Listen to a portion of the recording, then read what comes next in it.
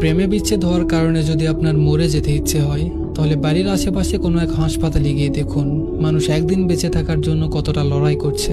সামান্য অভাবে যদি আপনি দিশেহারা হয়ে পড়েন, তবে রাতের আধারে রাস্তার পাশে ঘুমিয়ে থাকা মানুষগুলোকে একবার দেখুন, যাদের পেটে নেই ভাত, মাথার উপরে নেই ছাদ।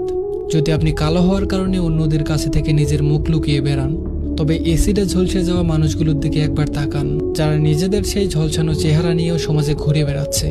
মেয়ে না হয়ে ছেলে হলে ভালো হতো, কিংবা ছেলে না হয়ে মেয়ে হলে ভালো হতো, এসব যদি মনে হয়, তবে তৃতীয় লিঙ্গের মানুষের দিকে তাকিয়ে দেখুন, যারা নিজেদের পরিবার থেকে বিতাড়িত হয়েও জীবন চালিয়ে যাচ্ছে সমাজের সাথে তাল মিলিয়ে।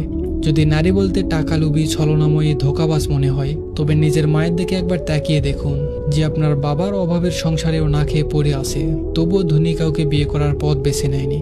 যদি পুরুষ বলতে দেহলোভী, মেয়েবাজ মনে হয়, তবে নিজের বাবার দিকে একবার তাকিয়ে দেখুন, যার ছোঁয়ায় নেই কোনো লালসা, আছে শুধু মায়া, মমতার স্নেহ। আসলে আমাদের চিন্তা ভাবনা আমরা যতটা পজিটিভ করতে পারবো, দিন শেষে আমরা ততই ভালো থাকতে পারবো। ধন্যবাদ সবাইকে।